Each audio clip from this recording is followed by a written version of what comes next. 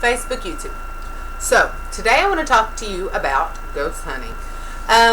First of all, I'd like to give a shout out to Debbie and Gina, who are two fantastic ghost hunters and two awesome chicks that will be flying out to LA in June to do a taping of biography channels. I think it's called My Ghost Story. I think it's biography and A&E. I'm not sure. If I get that wrong, sorry girls, but yeah, that's a really big deal. They're really great investigators, and yeah, that is awesome. So I kind of just wanted to give my opinion on ghost hunting and that kind of thing. So again, like I say in all my videos, or most of them anyway, you all should know by now, I'm not trying to offend anybody. This is just one girl's opinion, not going to change the world. So anyway, as you may or may not know, I did ghost hunt for a time. I did stop, and the reason I started ghost hunting in the first place is it just so happens that I live in a paranormal environment. And by that I mean, yeah, I live in a haunted house. And I've been here about, give or take, about 6 years or so. And for a couple of years, I mean, it got real. And it was really scary. And that was kind of a segue into me, ghost hunting.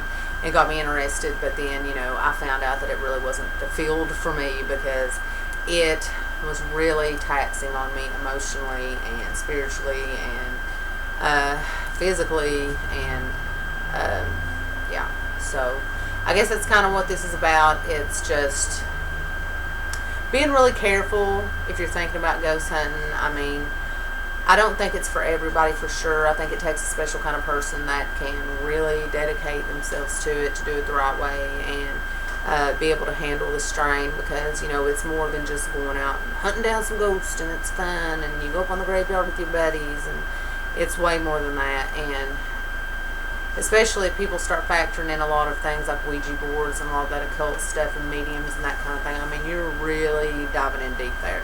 And I'm just not sure that that's really healthy at all, spiritually. I know that there was a Bible verse I was reading yesterday, and I'm not sure, so don't quote me on it, but I think it's in Leviticus, and it talks about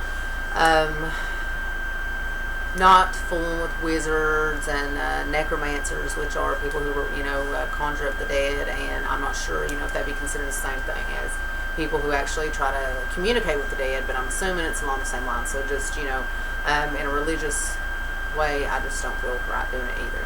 Now, I guess I'm not knocking anybody else that does it, because, I know that really, had the investigators not came to my house, and we've had a couple different great teams come out here. Had they not came, I would have had, zero perspective on the whole thing. I think I would have been way more frightened, and I wouldn't be as calm about it as I am now. Things haven't happened here in a long time, anything like super disturbing or anything, but, I don't think without their help understanding some of it, that I would have been nearly as okay with staying here as I am now. I think where I have a problem too is when just random groups of people just get together and say, I'm going to be a ghost hunter, just because it's on TV and it looks really fun and interesting, because it is interesting and it is fun to a point. But when it's not fun is when it gets really serious. And when you are at a client's house and you are there to do a service for them, they are genuinely frightened a lot of times. And the last thing they need is a bunch of people that don't know what they're talking about, and they're giving them misinformation, or people in there scaring them even worse. Because if there is something negative in their house, then, you got to treat them with kid gloves. You can't just come right out and say, hey, look, you got a demon in your house, you're going to be possessed. You don't want to tell people that. So, and if you don't believe that, paranormal things do happen, then, you're fooling yourself, because they do. And even, God-fearing people, because I'm a Christian, I'm a God-fearing lady, and I know that there are demons and there are angels, and I know that there's a constant battle going on between that. That's what brings me to my next part of this discussion, which is ghost. And I use that term loosely because I don't believe in ghost as in somebody's grandma that floats around the room at night, checks on the newborn baby they never got to see when they were living. And I don't think there's such thing as that. Now, are there guardian angels? Maybe there is, but I don't believe that. I don't believe that these voices that are being caught on tape are human. I think that they're demons. I think they're trying to trick you and bait you in and get you interested in the occult and just kind of suck you down, or worse. And, most of the time you never hear much about anything bad happening to people that ghost hunt. Their heads aren't spinning around or anything like that, but I think that you can carry back with you a lot of negative, just negative karma and things that just drag along with you for who knows how long, maybe forever, when you mess around with stuff like that. And that's why I quit, because I started bringing home with me, a lot of fear and a lot of worry, and it made me just really hyper aware of every noise I heard, and it just wasn't worth it for me. So just be careful and don't just go hunt for the fun of it. And, leave that to the people that have, really dedicated their time and energy into learning how to do it safe as possible, because I don't think there's really a ironclad safe way to go hunt. I mean, you are dealing with stuff nobody knows about, because unless you're dead, you don't know what's over there, or there, or there, or there, or wherever they are. Yeah, so you want to be careful when you're thinking about doing that. There are some really good teams around here locally, and if you are having paranormal trouble or you question what might be going on in your home, definitely feel free to comment below, or you can get a hold of me and I'll put you through to those people. They're really upstanding people, because you also want to be careful who you let in your house, because not all ghost hunting teams, have the right reasons for being there. I mean, you're letting strangers in your home, and most of the time you're letting them in at night, and a lot of times, clients don't actually want to be present when it's going on, which I know it's almost a rule that you have to have somebody in the house when you go to investigate, but still, you just don't want to let any old bunch of people in your house. But the people that I know and that I have dealt with and that I'm friends with are awesome people, and they are stand-up people, and they will do everything they can do to help you if you do think you have a problem like that going on.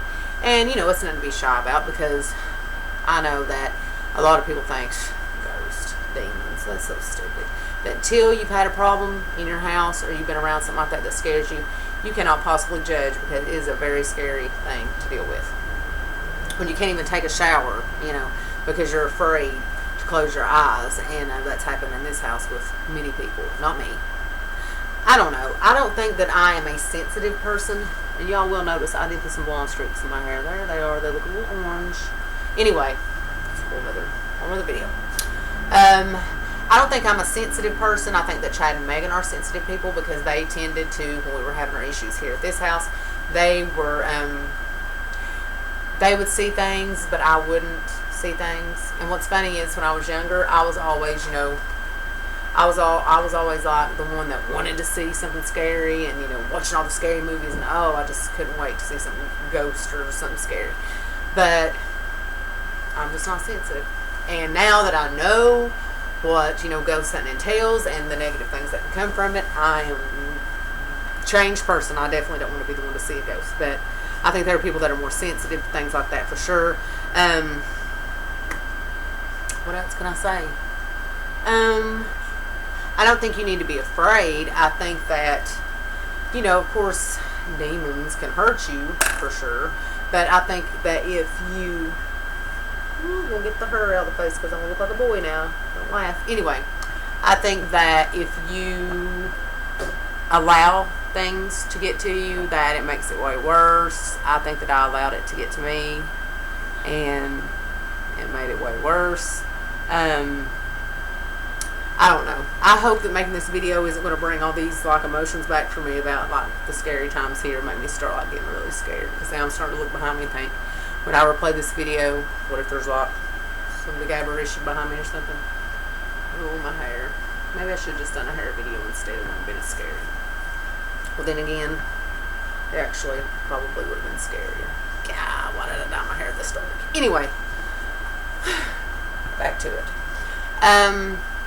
What else can I say? You also want to remember that if you are trying to ghost hunt, that you cannot just walk up to any property you choose and just whip out your video cameras and go at it. It's private property most places, and you do want to make sure that you get permission, because if not, they may blow your head off, and then you will end up being a ghost. Common sense.